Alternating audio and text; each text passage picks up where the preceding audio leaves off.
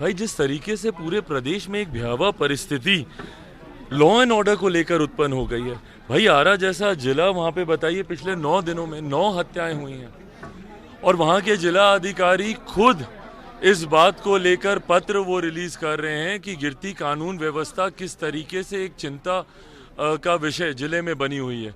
जब एक जिला अधिकारी को स्वयं इस तरीके का पत्र लिखना पड़े जहां पे वो लॉ एंड ऑर्डर के फेलियर को लेकर वो जिक्र कर रहे हैं, ये अपने में दर्शाता है कि ये एक सामान्य परिस्थिति नहीं है।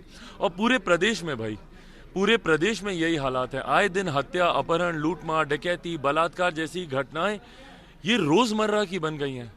और अफसोस इस बात का होता है कि मुख्यमंत्री नीतीश कुमार जी खामोश बैठे हुए हैं। क्या आपकी जिम्मेदारी नहीं बनती है भैया कि हत्याओं के खिलाफ आप आवाज उठाएं? गृह मंत्री भी हैं आप मुख्यमंत्री जी हमारे प्रदेश के, और ऐसी ऐसी घटनाएं घटती हैं जिसकी वजह से देश भर के सामने ही नहीं, दुनिया के सामने हमारा प्रदेश शमशार होता है। कल हम लोग गए थे, नवादा गए थे। नवादा में एक परिवार ने के 6 सदस्यों ने एक साथ आत्महत्या कर ली। क्यों की भैया? क्योंकि वहां के साहूकार जिनसे उन्होंने कर्ज लिया था, दुगना तिगुना कर्ज वापस करने के बावजूद उनको, उनके परिवार को प्रताड़ित किया जा रहा था, एक्सटॉर्शन किया जा रहा था, और स्थानीय प्रशासन वहां पे खामोश रहा, देखता रहा। परिणाम स्वरूप पूरे परिवार ने एक साथ वहां पे आत्मदाह कर लिया। छोटी छोटी बच्चियां थी उसमें, बच्चे थे उसमें, उन लोगों ने आत्मदाह कर लिया। क्या ये जिम्मेदारी नहीं बनती मुख्यमंत्री नीतीश कुमार जी की वहां पे जाएं? एक बच्ची 13-14 घंटे तक वो लड़ती रही, जहर का असर उसके ऊपर धीरे धीरे हो रहा था, पर वहां पे स्थानीय अस्पताल में दवाई तक मौजूद नहीं थी। ये व्यवस्था है बिहार की। अगर वहां पे दवाई उपलब्ध होती, तत्परता स्थानीय प्रशासन के द्वारा दिखाई जाती, तो बच्ची तो कम से कम संभवतः आज जीवित होती। तो ये जो एक अराजक परिस्थिति पूरे बिहार में बन गई है, और सबसे अफसोस की बात कि मुख्यमंत्री नीतीश कुमार जी खामोश रहते हैं, एक शब्द उठाना वो जरूरी नहीं समझते। क्यों नहीं जाते भैया ऐसे जिलों में जहां पे हत्याएं हो रही है? उनके जाने से और कुछ हो नहीं हो, कम से कम अधिकारियों का मनोबल बढ़ता है, प्रशासन का मनोबल बढ़ता है, सिपाहियों का, पुलिसकर्मियों का मनोबल बढ़ता है कि भैया हमारी सरकार हमारे साथ है। नहीं तो आज की तारीख में तो संदेश तो यही जा रहा है कि भाई संरक्षण है अपराधियों को, सरकारी संरक्षण में अपराधी अपराध को अंजाम दे रहे हैं। और हकीकत है भैया, क्योंकि कन्विक्शन ही नहीं हो रहा है। कन्विक्शन रेट 0 हो गया आज की तारीख में बिहार में। अब बाकी जिलों, बाकी प्रदेशों में जाके देख लीजिए, 80, 90, 95% है कन्विक्शन रेट। बिहार में सरकारी आंकड़े बोलते हैं कि महज 7% है। तो जब तक आपकी गिरफ्तारी नहीं होगी, अपराधियों को सजा नहीं मिलेगी, तो कैसे कानून का भय पैदा होगा अपराधियों में? अपराधियों को तो पता है भैया हम तो बड़े से बड़ा अपराध करेंगे, हम तो छूट जाएंगे, क्योंकि हमको कोई कुछ कहने वाला नहीं है, कोई कुछ बोलने वाला नहीं है। आप मुझे बता दीजिए ना, हाल फिलहाल के वर्षों में कौन सी ऐसी हत्या हुई है? कई ऐसी हत्याएं हैं जो कि सुर्खियां बनी है। किस अपराधी को सजा मिली है? हम लोगों ने से बड़ी घटनाएं देखी, पटना में, शहर में ऐसी ऐसी घटनाएं देखी। कौन सा ऐसा अपराधी है जिसकी गिरफ्तारी हुई हो और उसको सजा हुई हो? कोई भी नहीं। और इसकी जिम्मेदार पूरी तरीके से राज्य सरकार है। राज्य सरकार की मानसिकता अपराधियों को संरक्षण देने की है, और इन्हीं के संरक्षण की वजह से आज की तारीख में बिहार में अपराधियों का मनोबल इतना ज्यादा बढ़ा है। कुर्नी में भी उपचुनाव है, आप प्रचार करने जा रहे हैं भाजपा के साथ, आप 2 उपचुनाव में भी गए हुए थे, तो क्या इस बार भी कुर्नी में? मैं बिल्कुल जाऊंगा भाई, कुर्नी में हम लोग प्रचार भी करेंगे मजबूती से।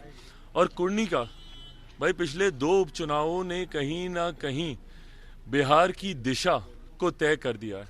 दोनों उपचुनाव ने इतना तो कम से कम दिखा दिया है कि मुख्यमंत्री नीतीश कुमार जी पूरी तरीके से अपना जनाधार खो चुके हैं। एक उदाहरण मैं आपको देता हूं, मोकामा का ही आप ले लीजिए। मोकामा में पिछली बार जनता दल यूनाइटेड के राष्ट्रीय जनता दल चुनाव लड़ी थी, तब भी 78,000 वोट पाई थी। ये जनता दल यूनाइटेड के आने के बाद भी महज 600-700 वोट उनका बढ़ा है।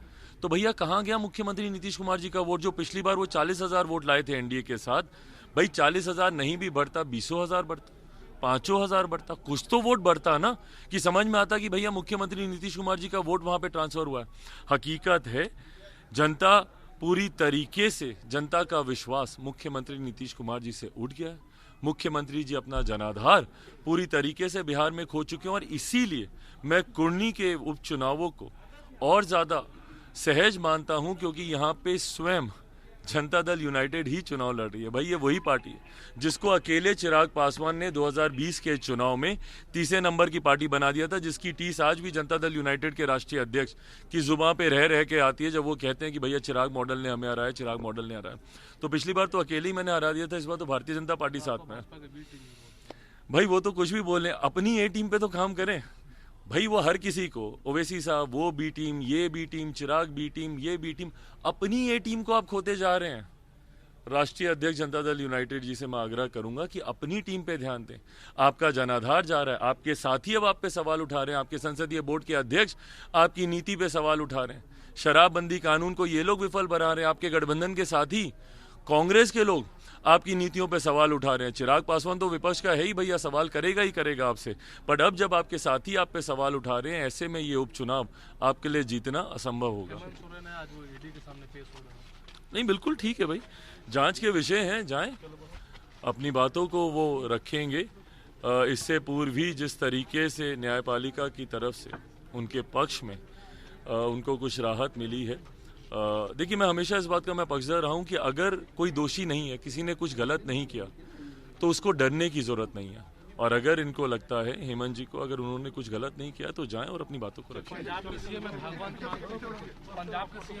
उन्होंने कहा है कि बिहार और यूपी से अच्छा पंजाब का लॉ एंड ऑर्डर। भाई ये सोच तो कहीं ना कहीं चुनाव के वक्त भी हम लोगों ने देखी थी, सिर्फ वो नहीं की नहीं, कांग्रेस की भी ये सोच हम लोगों ने देखी थी।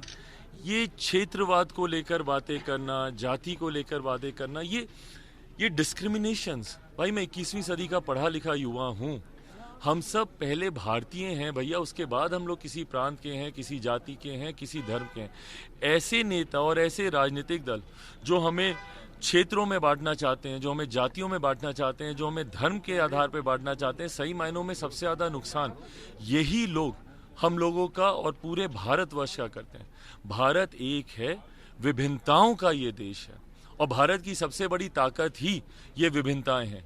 जब आप क्षेत्र को लेकर जब आप इस तरीके के कमेंट्स करते हैं, या किसी की वेशभूषा को लेकर जिस तरीके से टीएमसी के एक मंत्री ने जिस तरीके से हमारी मां महिम राष्ट्रपति जी के बारे में जिस तरीके से उन्होंने टिप्पणी की, उनके लुक्स को लेकर, उनकी वेशभूषा को लेकर, ये तमाम बातें निंदनीय हैं। और भारत की जनता मुझे नहीं लगता कभी भी इन लोगों को माफ करेगी जो हम लोगों को इस तरीके से बांटने का